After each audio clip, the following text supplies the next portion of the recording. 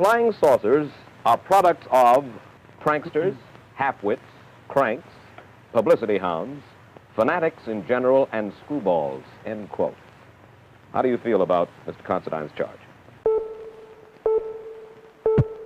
We believe that the Air Ministry and the government of this country know that flying saucers exist. He's repeatedly attacked the United States Air Force and others for claiming that flying saucers are apparently flights of fancy and not flights by Martians or men from the moon. Army fighter planes are on patrol for flying saucers. Patrol shows how the Air Forces, while not putting too much stock in the mysterious things in the sky, are investigating. The Air Force will not confirm reports that the Federal Aviation Agency log shows radar contact was established from 2 ground stations. The flying saucer controversy is deadlocked in contradictory statements and interpretation of facts. We've been able to explain them as hoaxes, as erroneously identified friendly aircraft, as meteorological or electronic phenomena, or as light aberrations. As for Major Donald Keyhoe himself, like most of us, he's never seen a flying saucer, which may just make him like a mystic who's never seen a ghost. I am thoroughly familiar with both our aircraft and our guided missiles programs and can state without reservation that the Navy has no saucer-shaped aircraft or missile in any of these programs. Retired Vice Admiral R.H. Hillencotter urged that the Air Force be forced to reveal all their findings, stating, quote, "It is time for the truth to be brought out in open congressional hearings." You make the charge that the United States government is withholding from the people of the United States certain very important information. Why? What would their motive be for withholding that kind of information from us? During a 3-year investigation, I found that many pilots have described objects of substance and high speed. All but a small percentage of these reports of unidentified flying objects have been definitely attributed to natural phenomena that are neither mysterious nor dire. Weather balloons, mirages, ordinary sky phenomena like meteors, airplanes themselves.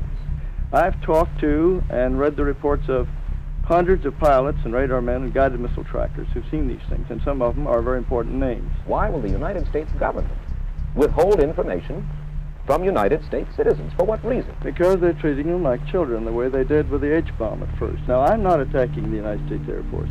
I'm attacking a small group in there that has been persistently keeping this from the public, just as they've kept other things. One of them is a top scientist in this country whose name would be known to everybody. Well, why wouldn't he want his... Because he's afraid of the official ridicule.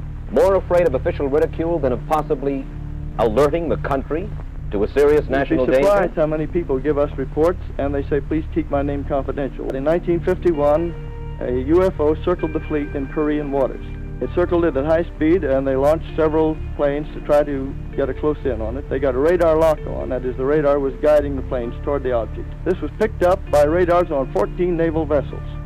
This object circled for a half an hour or more, and then it took off at a speed way over in excess of 1,000 miles an hour.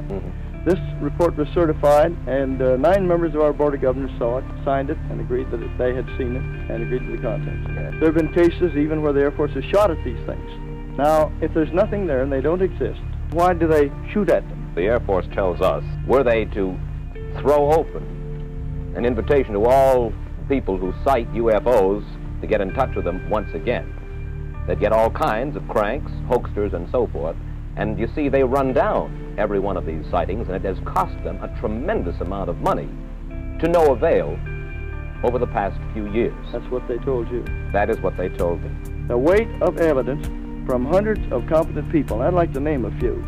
Captain Richard Case, American Airlines, Captain C.S. Childs, Eastern Airlines, Captain T. Kravitz, TWA, Robert Dickus, TWA, Colonel Donald J. Blakesley, U.S. Air Force, a wing commander. I could go down the list of people who know what they're doing, and they're still on duty, they're still flying. Major Keyhoe, what would you like to see done about flying saucers that is not currently being done? I think the American people should write to their congressman and insist that open hearings be held by the Senate Permanent Committee on Government Operations, which has been looking into this for 6 months. An Air Force spokesman told us this last week. He said members of the Senate subcommittee have talked with us already, and they have shown no interest in conducting any hearings on this issue. I talked with the chief investigator within the last 2 weeks. I gave him a lot of information. The committee were to get Ruppelt, Major Forney, several colonels around that time, Major General Garland, who was on the project.